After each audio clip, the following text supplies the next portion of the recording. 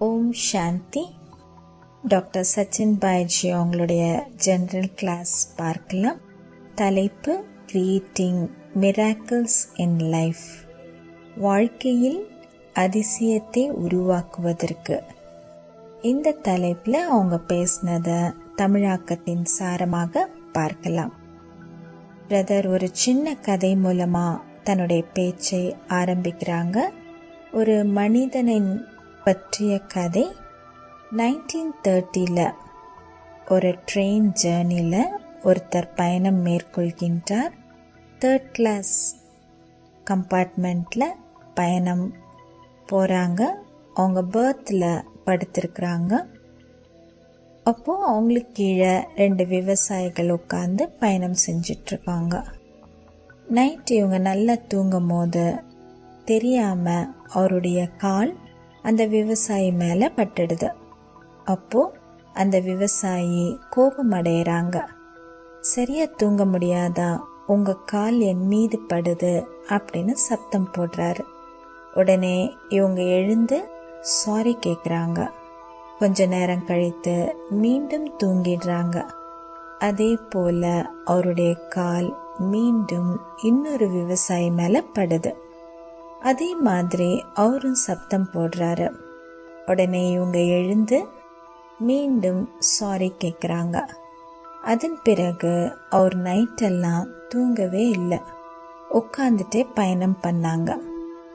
இது 1930 அவருடைய பயணம் இது போல இருந்தது. ஆனால் அதே மனிதன் ஜூன் 1893 சவுத் ஆப்பிரிக்காவில் ஒரு ட்ரெயின் பயணத்தில் இருந்தாங்க. ஆனால் ஃபர்ஸ்ட் கிளாஸ் கம்பார்ட்மெண்ட்டில் ட்ராவல் பண்ணிட்டு இருந்தாங்க. அப்போது ஒரு யூரோப்பியன் இது போல் கம்ப்ளைண்ட் பண்ணுறாங்க. இவங்க எப்படி இந்த ஃபர்ஸ்ட் கிளாஸ் கம்பார்ட்மெண்ட்டில் பயணம் செய்யலாம் அப்படின்னு அதிகாரியை கூப்பிட்டு இவங்கள 3rd கிளாஸில் போக சொல்லுங்க அப்படின்னு அவமானப்படுத்துகிறாரு. ஆனால் அப்போ அவருக்குள்ள ஒரு ரெவல்யூஷனே உருவாகுது, ஒரு புரட்சியே ஏற்படுது. என்ன இப்படி சொல்லலாம் அப்படின்னு. ஸோ இந்த 2 நிகழ்வுகள்லையும் ஒரே மனிதன் தான் ட்ரெயினில் ட்ராவல் பண்ணுறாங்க. அவருடைய பெயர் மகாத்மா காந்திஜி. அவர் 1930s ட்ரெயினில் ட்ராவல் பண்ணும் போது விவசாயிகள் அது போல் சொல்லும் போது அவர் ரொம்ப பணிவாக சாரி தான் கேட்டார்.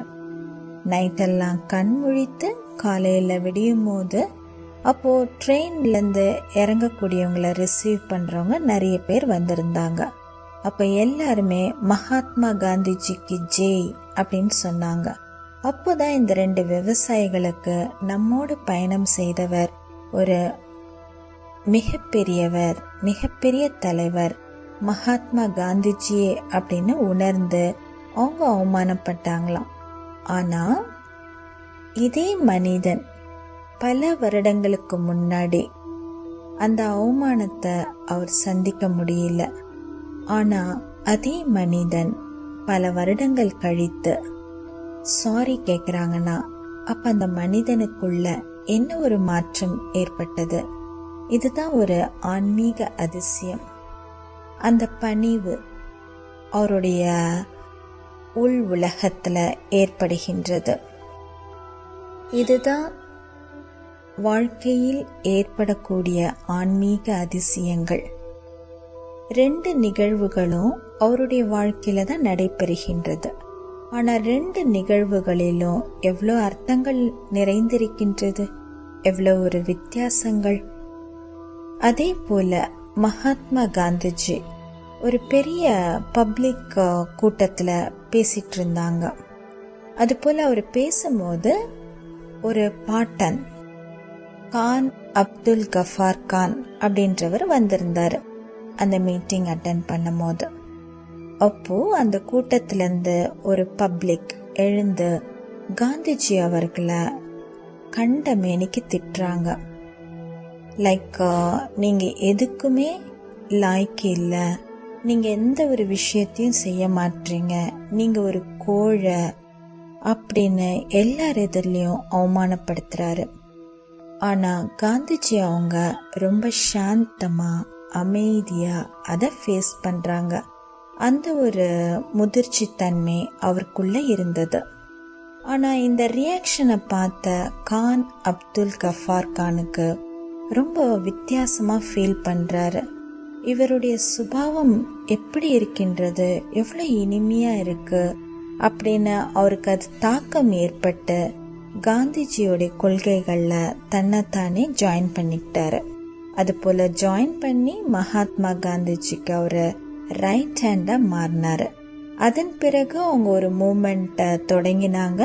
அதுதான் கடவுளின் நண்பர்கள் அப்படின்னு. ஸோ அது போல ஒரு ஆன்மீகத்தன்மை அவருக்குள்ள, அந்த ஒரு வாழ்க்கையில ஒரு ஆன்மீக அதிசயங்கள் ஏற்பட்டது.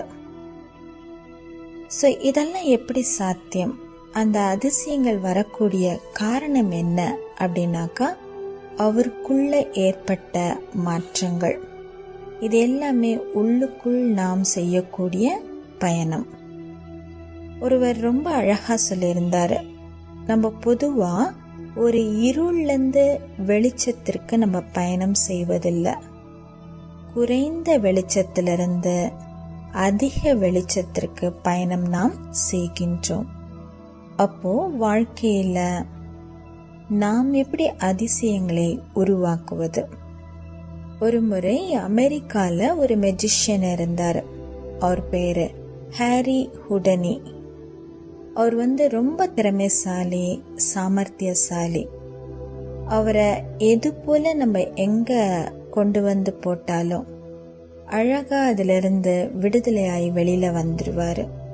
உதாரணத்திற்கு, அவர் கைகளை கட்டி போட்டாலும் கால்களை கட்டி போட்டாலும் அல்லது ரெண்டுமே கட்டி போட்டு ஒரு பாக்ஸ்ல போட்டாலும் அவர் அதுல ஃப்ரீ ஆகி வெளியில வந்துருவாரு. ஒரு முறை அவரை பாக்ஸ்குள்ள போட்டு விட்டாங்க. ஆனா ஏதோ ஒரு யுக்தியின் மூலமா வெளியில வந்துருவாங்க. மறுமுறை பாக்ஸ்குள்ள போட்டு கடல்ல கூட தூக்கி போட்டாங்க. ஆனா அதுல இருந்தும் தப்பிச்சுட்டு வெளியில வந்துட்டாங்க. அவங்க ரொம்ப வேர்ல்ட் ஃபேமஸ் மெஜிஷியன். அது போல ஒரு முறை ஸ்பெயின்ல நிகழ்ச்சி அதே மாதிரி நடக்கின்றது. அப்போ அவரை பாக்ஸ்குள்ள போட்டு லாக் பண்ணி விட்டுடுறாங்க. மக்கள் அவருக்காக காத்துட்டு இருக்காங்க. அவர் எப்போ வெளியில வருவாங்க அப்படின்னு எதிர்பார்த்துட்டு இருக்காங்க. ஆனா 3 மணி நேரம் ஆகியும் அவர் வரவே இல்லை. அப்ப எல்லாருமே அவரை தேட ஆரம்பிச்சாங்க. அதன் பிறகு அவர் வந்தாரு. வந்த உடனே அவர்கிட்ட கேட்கப்பட்ட கேள்வி, இந்த சமயம் ஏன் இவ்வளோ நாழி ஆகியது நீங்க வெளியில வர்றதுக்கு? அப்போ அவர் ஒரே ஒரு பதில் தான் சொன்னாராம், இந்த முறை இந்த சமயத்துல மக்கள் என்ன ஏமாத்திட்டாங்க. என்னை பாக்ஸ்ல யூஸ்வலா லாக் பண்ணுவாங்க. அப்ப அந்த லாக்கை திறக்கிறதுக்கு உண்டான யுக்திகளை கண்டுபிடிச்சு நான் தப்பிச்சு வெளியில வருவேன். ஆனா இந்த முறை அவங்க என்ன லாக்கே பண்ணல. ஆனா அவங்க பண்ணிருக்காங்கன்னு நினைச்சு அந்த தேடல்ல என்னுடைய சமயம் லேட் ஆயிடுச்சு அப்படின்னு சொன்னாராம். அதே போலதான் நம்முடைய வாழ்க்கையின் பொக்கிஷம். இதுல பாத்தீங்கன்னா எந்த ஒரு பூட்டும் இல்லை. ஆனா நாம் அந்த சாவிகளை தேடிட்டு இருக்கோம். பூட்டப்பட்டிருக்கு அப்படின்னு நினைச்சு அந்த சாவிகளை தேடிட்டு இருக்கோம். ஸோ நமக்குள்ள என்னெல்லாம் பூட்டு இருக்கோ அதெல்லாம் கீழே போட்டோம். நான் யார், நான் என்னவாக இருக்கின்றேன், இதை தெரிந்து கொள்ளணும். இப்போ ஒரு ரூமே எடுத்துக்கோங்க, இருள் சூழ்ந்து இருக்கு. ஆனா அந்த இருளை நம்ம எப்படி மாத்துறோம்? ஒரு சின்ன விளக்கு ஏத்தினாலே அந்த ரூமே வெளிச்சமா ஆயிடுது, அந்த இருள் காணா போயிடுது. அதே போல வாழ்க்கையில ஒரு அதிசயங்கள் உருவாக்குவதற்கு சில ட்ரிக்ஸ் இருக்கு, சில யுக்திகள் இருக்கு. அதை நான் இப்போ உங்ககிட்ட ஷேர் பண்ண போறேன். நான் சொற்பொழிவு நிகழ்த்துவதற்காக வரல, என்னுடைய வார்த்தைகளை கவனிக்க வேண்டாம். ஆனா வார்த்தைகளுக்கு இடையில சின்ன இடைவெளி இருக்கும். அந்த இடைவெளியில நீங்க உங்களுக்குள்ள பயணம் செய்யுங்க. உங்க வாழ்க்கையில சோதனை பண்ணி பாருங்க, எப்படி இந்த யுக்திகள்லாம் பயன்படுத்தலாம் வாழ்க்கையில. அது போல மனித நேயத்தின் வரலாற்றின் படிப்பினையை நான் இங்க தொகுத்து சொல்ல போறேன். இந்த சின்ன சின்ன யுக்திகள் மூலமாக வாழ்க்கைய ரொம்ப எளிமையா நம்ம கையாளலாம். வாழ்க்கையே ரொம்ப எளிமைதான், ஆனா நம்ம தான் அதை ரொம்ப கஷ்டமா ஆக்கியிருக்கோம். இங்க 26 விஷயங்களை உங்களோட பகிர்ந்தளிக்க போறேன். கூடவே நீங்க அதை அனுபவம் செய்யணும். எது போல அப்படின்னா ஆழ்ந்த அனுபவிக்கணும். நீங்க கேட்கும் போதெல்லாம் உங்களுக்குள்ள சென்று உங்களை சோதனை செய்யுங்க. உங்களுக்குள்ள ஒரு தேடல் இருக்கட்டும். அது போல உள்நோக்கு முகமா ஆகுங்க. அக ஆய்வு செய்யுங்க. கடந்த கால அனுபவத்தை சோதனை செய்யுங்க. இது என்னுடைய வாழ்க்கை. அதே போல மெடிடேஷன் செய்றோம். அதுல மனம் என்ற திரையில நம்ம ஒரு சாட்சி பார்வையாளரா இருந்து பார்க்கணும். அனைத்தையும் ஒரு பார்வையாளரா இருந்து பார்க்கும் போது நமக்குள்ள அந்த ஒரு தெளிவு ஏற்படும். கொஞ்சமா நம்ம விலகி நின்று பார்க்கும் போது கண்டிப்பா நம்முடைய வாழ்க்கையில அந்த ஒரு அதிசயங்களை உருவாக்கலாம். அந்த 26 விஷயங்கள்ல முதல் விஷயம் அக்செப்டன்ஸ், ஏற்றுக்கொள்ளக்கூடிய தன்மை. என்னை நானே ஏற்றுக்கொள்ள வேண்டும். முதலில் என்னுடைய தேகத்தை ஏற்றுக்கொள்ள வேண்டும்.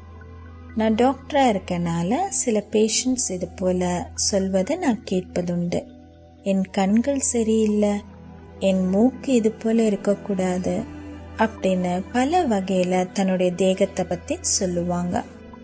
முதல்ல நமக்குள்ள அந்த ஏற்றுக்கொள்ளக்கூடிய தன்மை, முதல்ல நம்முடைய தேகத்தை ஏற்றுக்கொள்ள வேண்டும்.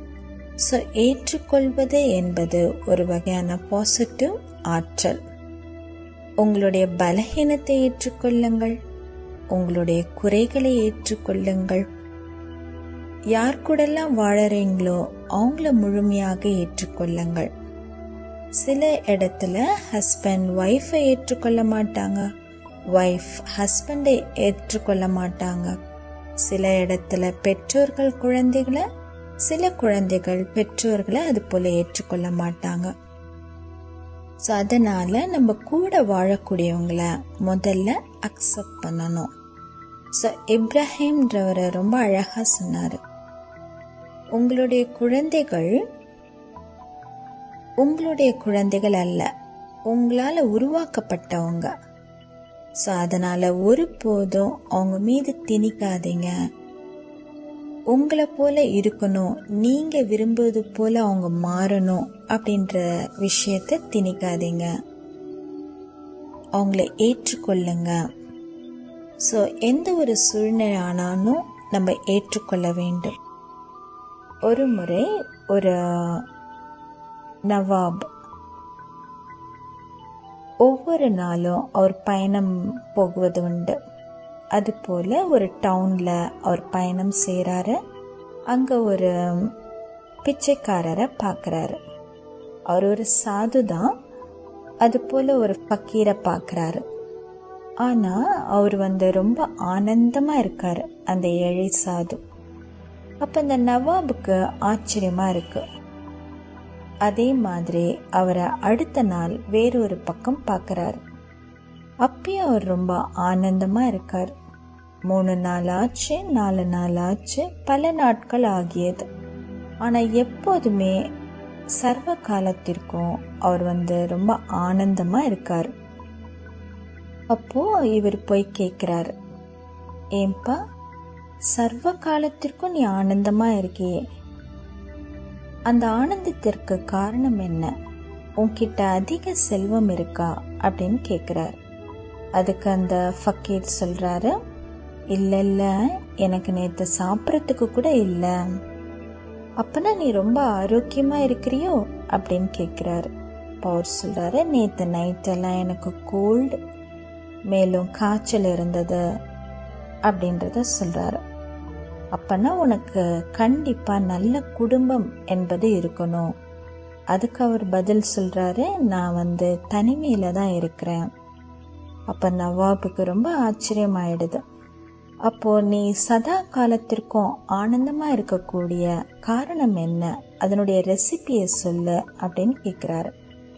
அப்போது அந்த ஃபக்கீர் இது போல் பதில் சொல்கிறாரு, நான் எந்த இடத்துல வாழுகின்றேனோ அதுவே புனித இடமாக கருதுகின்றேன்.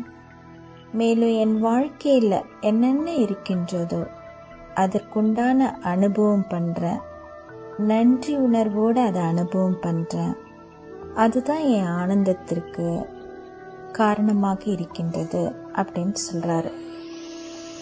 அதே போல் நம்ம வாழ்க்கையில் சந்திக்கக்கூடிய ஒவ்வொரு ஆத்மாவையும் ஏற்றுக்கொள்ளணும்.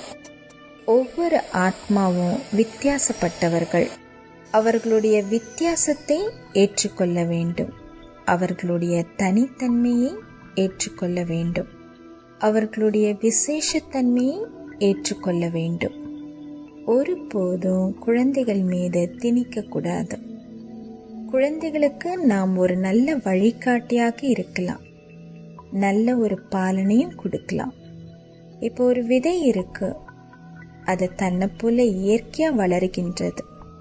ஆனால் அதற்கு நம்ம தண்ணீர் ஊற்றுகின்றோம், அதுக்கு ஒரு பாலனை தான் செய்கிறோம். அதே போல் இந்த அக்செப்டன்ஸ்ன்றது ஏற்றுக்கொள்ளக்கூடிய தன்மை எல்லா விஷயத்திலும் இருக்கணும். ஆனால் ஏற்றுக்கொள்ளக்கூடிய தன்மை அப்படின்னா சும்மா உட்கார்றதில்ல அல்லது தோல்வியை ஏற்றுக்கொள்வதல்ல. அதற்கு மாறாக புதிய பயணத்தை துவங்குவது. 1910 ஒரு சயின்டிஸ்ட் தாமஸ் ஆல்வா எடிசன் என்பவர், அவருடைய கண்டுபிடிப்பு அனைத்தும் ஒரு முறை எரிய ஆரம்பித்தது. அப்போது அவர் அதை வேடிக்கை பார்க்குறாரு, சந்தோஷமாக வேடிக்கை பார்க்குறாரு. அந்த சமயத்தில் அந்த பக்கம் அவருடைய மகன் வராரு. அப்பா, இது என்ன நடக்குது?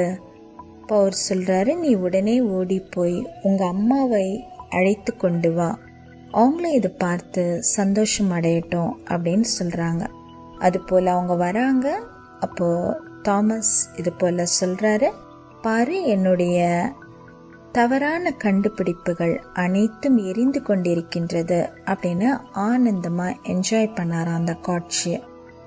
ஆனால் 6 மாதத்தில் அவர் வளர்ச்சி அடைந்தார். 1952 அவருடைய மகன் ரீடர்ஸ் டைஜஸ்டில் இது போல் சொல்லியிருந்தாங்க அவங்க அப்பாவுடைய நிகழ்வுகளை. ஸோ அதுபோல் அக்செப்டன்ஸ், ஏற்றுக்கொள்வது என்றால் தோல்வியை ஏற்றுக்கொள்வது அல்ல, அதிலிருந்து மீண்டு புதிய துவக்கத்தை துவங்குவது. ஏற்றுக்கொள்வது என்பது நிறுத்துவது அல்ல. ஏற்றுக்கொள்வது என்பது நான் படிப்பினையை எடுத்துக்கொள்ளாமல் இருப்பது அல்ல, ஆனால் அதிலிருந்து மேலுவது, மீண்டு மேலும் முன்னேறுவது. இதுதான் அக்செப்டன்ஸ். இதனுடைய தொடர்ச்சி நாளை பார்க்கலாம். ஓம் சாந்தி.